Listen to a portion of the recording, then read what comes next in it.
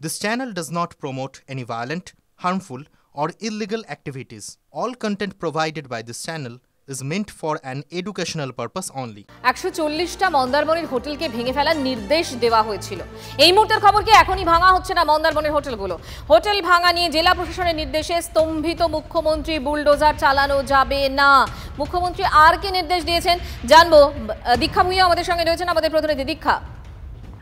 দেখো, জেলা প্রশাসন অর্থাৎ পূর্ব মেদিনীপুরে জেলা প্রশাসনের তরফ থেকে একটি অর্ডার দেওয়া হয়েছিল, নির্দেশিকা জারি করা হয়েছিল, যেটা হচ্ছে ন্যাশনাল গ্রিন ট্রাইব্যুনালের ভিত্তির ওপরে 2 তারিখে অর্থাৎ মে মাসের 2 তারিখের একটি ন্যাশনাল গ্রিন ট্রাইব্যুনালের যে অর্ডার ছিল তার ভিত্তিতে সেই অর্ডার করা হয়েছিল জেলা প্রশাসনের তরফ থেকে পূর্ব মেদিনীপুরে যে মন্দারমণিতে বিচের ধারে যে সমস্ত হোটেলগুলো রয়েছে বেআইনিভাবে তৈরি হয়েছে সেরকম 140টি হোটেল 20 তারিখ অর্থাৎ আগামী কালের মধ্যে ভেঙে পড়তে হবে, নাহলে লিগাল অ্যাকশন নেওয়া হবে। পুরোটাই কিন্তু ন্যাশনাল গ্রিন ট্রাইব্যুনালের অর্ডারের ভিত্তিতে জেলা প্রশাসন অর্ডারটি করেছিলেন। কিন্তু একটু আগে আমাদের নবান্ন সূত্র থেকে জানানো হলো যে মুখ্যমন্ত্রী জেলা প্রশাসনের এই অর্ডারে রীতিমতন স্তম্ভিত।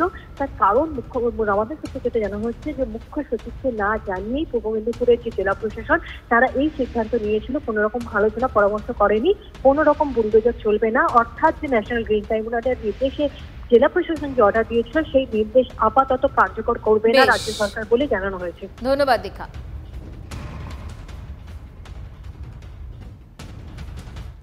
ভাঙন এই অসময় মানিকচকে নদী ভাঙন, প্রায় 1 কিলোমিটার এলাকা জুড়ে গঙ্গার ভয়াবহ রূপ তলিয়ে গেল দোকানপাট, বাড়িঘর। আতঙ্কে ঘুম ছুটেছে নদী পাড়ের বাসিন্দাদের। স্থানীয়দের নিরাপদ জায়গায় নিয়ে যাওয়ার ব্যবস্থা করেছে প্রশাসন। গতকালই মানিকচকের ভাঙন এলাকা পরিদর্শনে যান সেচমন্ত্রী।